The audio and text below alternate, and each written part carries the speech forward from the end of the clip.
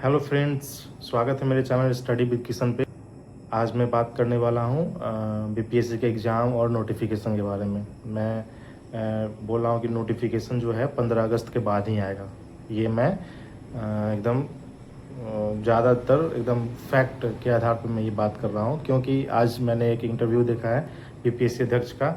उन्होंने उनसे पूछा गया कि आपका अधियाचना मिल गया TRE 4 का, तो उन्होंने बोला कि हाँ TRE 4 का अधियाचना तो मिल गया है, लेकिन उसमें कुछ गड़बड़ी है, त्रुटि है। इसके कारण मैं आज ही पत्र मतलब 1 अगस्त को ही मैं पत्र लिख रहा हूँ ये GAD को, सामान्य प्रशासन विभाग को। तो उन्होंने बोला कि आज पत्र लिख के वो भेजेंगे वहाँ पे। तो आज भेजेंगे या नहीं वो तो नहीं पता, लेकिन बोले कि आज पत्र लिख के मैं भेजूँगा।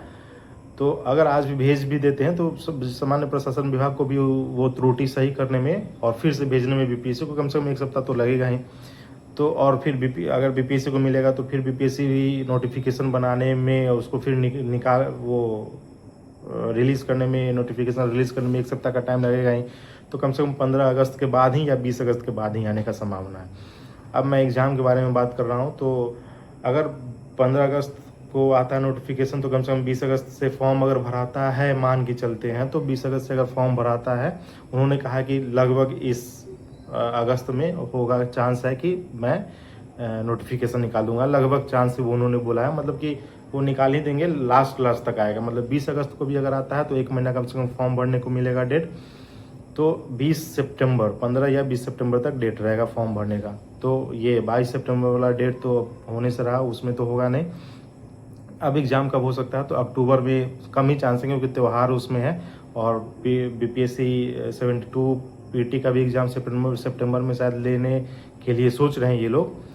तो वो अगला अक्टूबर में ये है, कुछ त्यौहार है, तो वो उसमें चांस कम है। TRE 4 का ज़्यादा चांस है कि आपको नवंबर में हो। मुझे जो लगता है वो मैं अपने अनुसार से बता रहा हूँ, क्योंकि सारा संभावना को देखते हुए मैं बता रहा हूँ। तो नवंबर में लेने का चांस है। नवंबर में हो सकता है कि TRE 4 हो, और ज़्यादा चांस है कि प्री और मेंस भी हो।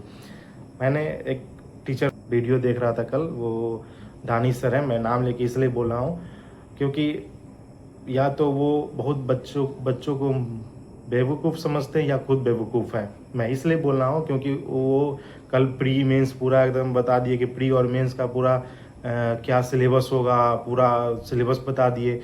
चलो भाई, वो तो झूठ पहला नंबर ये बोल रहे हैं, क्योंकि बीपीएससी अभी अधियाचना के बारे में नहीं बात कर रहा है, वो प्री और मेंस और ऊपर से सिलेबस बताने लगे।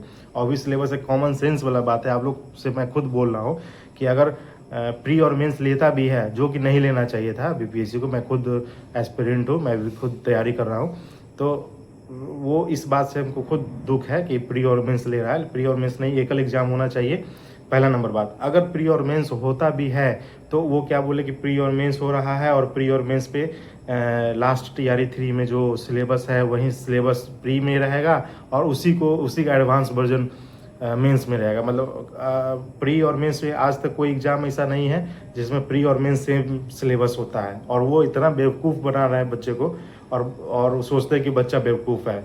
या तो बच्चे को बेवकूफ़ बना रहे हैं, नहीं तो वो खुद बेवकूफ़ है।